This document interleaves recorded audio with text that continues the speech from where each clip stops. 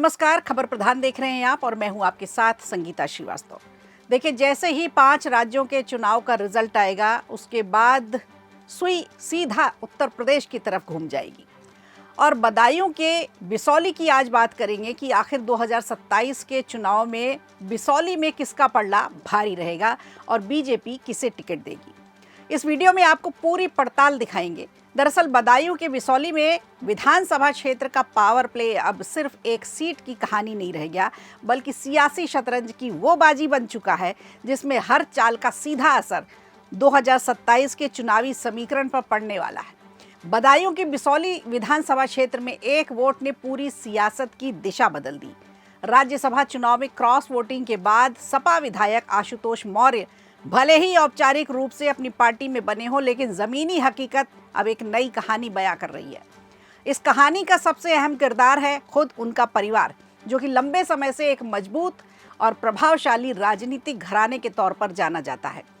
यही वजह है कि अप्रैल 2024 में उनकी पत्नी सुषमा मौर्य और बहन मधु चंद्रा ने भारतीय जनता पार्टी की सदस्यता ले ली थी। तो इसे सिर्फ दल बदल नहीं माना जा रहा, बल्कि बिसौली की सियासत में पावर शिफ्टिंग के तौर पर इसे देखा जा रहा है।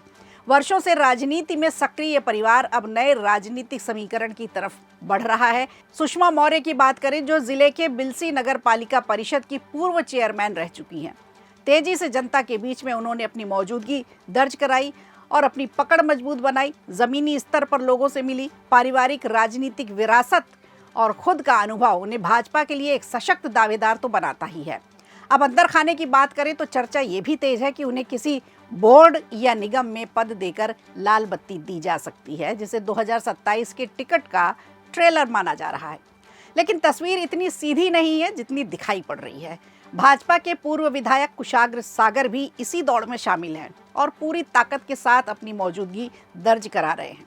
संगठन में उनकी मजबूत पकड़ है, पुराना उनका जनाधार है और लगातार क्षेत्र में सक्रियता उनकी बनी हुई है। उन्हें इस मुकाबले में बराबरी का खिलाड़ी भी बनाती है। वो खुद पार्टी का स्वाभाविक तौर पर एक अनुभवी चेहरा है और इसे साबित करने में वो जुटे हुए भी हैं। अब बिसौली विधानसभा की राजनीति दो मजबूत ध्रुवों में बंटती दिखाई दे रही है।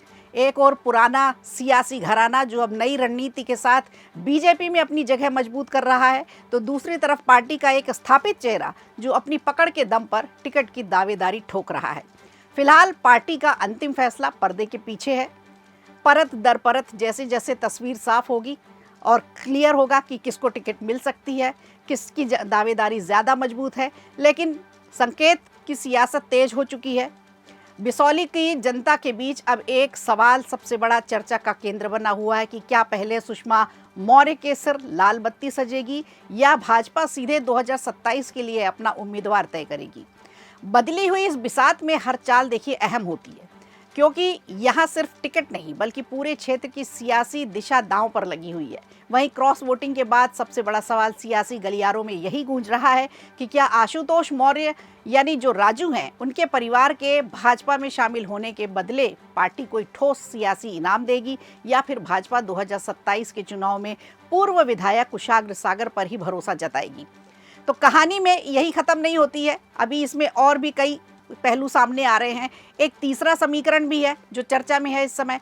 पार्टी दोनों को साध कर संतुलन बनाए रखे, लेकिन सबसे दिलचस्प अटकल ये है कि इस बात को लेकर सियासी माहौल गरमाया हुआ है कि चुनाव के ऐन पहले क्या इनमें से कोई एक नेता भाजपा से किनारा कर सकता है। इसी संभावना ने बिसौली की सियासत को और भी ज्यादा तेज रोमांचक बना दिया है। अब देखना होगा सुषमा मौर्य या कुशाग्र सागर। आखिर 2027 में बीजेपी किसे चुनेगी, किसे टिकट देगी? आपको क्या लगता है? हमें कमेंट करके जरूर बताइएगा। वीडियो अच्छा लगा हो तो लाइक कीजिए, शेयर कीजिए और कमेंट बॉक्स में हमें जरूर बताइए।